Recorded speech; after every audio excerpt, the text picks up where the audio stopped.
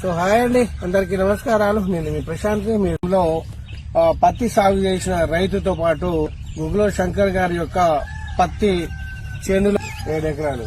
Okay, so 7 ఎకరాలలో present ఇది బాగా నీటిగా ఉంది కదా వాటితో పోల్చుకుంటే. సో ఇది నీటికి రావడానికి కారణం ఏంటిదన్న? ఈ మందు కొట్టినండి, వారాహి అనే మందు కొట్టి. ఏ మందు కొట్టారు? ఇవి 2 వాడారా? ఈ 2 వాడా. ఓకే, ఈ వారాహి. సో మన అగ్రిషైన్ వారి వారాహి. సో వారాహి దాంతో పాటు గ్రోతింగ్. ఇది కొట్టక ముందు సమస్యలు ఏమేమి ఉండేవి?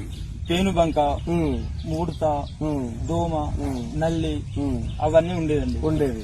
కొట్టిన తర్వాత ఎలా ఉంది? ఇప్పుడు నీటిగా ఉన్నది, మీరే చూసుకున్నారు కదా. అవును, ఇస్త్రీ చేసినట్టు వచ్చింది. ఈ తెల్లదోమ, పచ్చదోమ, పేనుబంక, జీడ పోయి ఎదుగుదల వచ్చిందా? ఎదుగుదల వచ్చింది. సైడ్ బ్రాంచెస్ కూడా మనకు చూడండి ఎలా గోబరుగా వచ్చిందో. ఇది వాడక ముందు ఇలా ఉండేదా?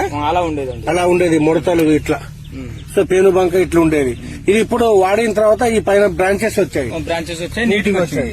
ఓకే, మంచి రిజల్ట్ వచ్చిందండి. మంచి బాగా వచ్చింది. అది కొట్టందా? అది కొట్టండి. అందుకోసం అందులో బాగా ముడుతుంది. కొట్టింది కాబట్టి నీట్గా ఉంది. ఇదంతా ఎకరం ఉంటుందా? ఎకరం బిట్టుంది. ఎకరానికి వాడుకున్నాం. ఎన్ని బిందెలు చేసి వాడారు? 10 ట్యాంకులు చేసినామండి. ఏ స్ప్రేతో వాడారు? పెద్ద పంప, చిన్న పంప? చిన్న అంటే మన తైవాన్ పంపుతో 10 లీటర్ల వాటర్ వేసి 10 లీటర్ల వాటర్ 100 లీటర్లకు కలిపాను.